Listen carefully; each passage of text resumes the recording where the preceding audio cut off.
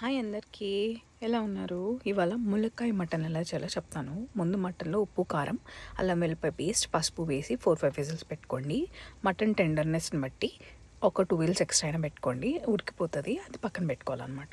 తర్వాత ఒక ప్యాన్లో ఆయిల్, మసాలా స్పైసెస్, ములక్కాయలు, అల్లం వెల్లిపాయ పేస్ట్, ఉల్లిపాయ అన్నీ వేసుకొని వేయించుకొని అది వేగి బాగా మగ్గిన తర్వాత ఒక టొమాటో వేసుకోవాలి. టొమాటో ఎక్కువ పట్టదు, చాలా తక్కువ పడుతుంది అనమాట.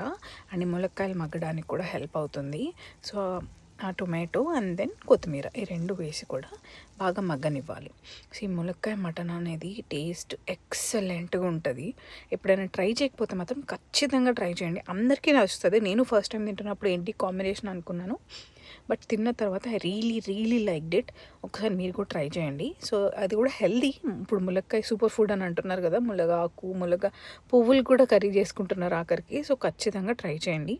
అలా ములక్కాయ కూడా మగ్గాక ఉడకబెట్టిన మటన్ వేసేసి ఇది కూడా బాగా మగ్గనివ్వండి, దగ్గర పడిపోను. ఇప్పుడు వాటరీ కనిపిస్తుంది కదా, ఎందుకంటే నేను మటన్ ఉడికిన వాటర్ కూడా వేసేసాను, ఎందుకులే వేస్ట్ చేయడం అని చెప్పి. సో ఇప్పుడు దానిలో జీలకర్ర పొడి, ధనియాల పొడి, మటన్ మసాలా అన్నీ వేసి ఉడికించుకోండి. కొంచెం దగ్గర పడేదాకా ఉంచుకుంటే కర్రీ యమ్మీగా వస్తుంది. సో ఇందాక నీళ్ళు ఉంది కదా, ఇప్పుడు చూసారా దగ్గర పడిపోయింది. చాలా బాగుంటుంది, ట్రై చేయండి. Please subscribe.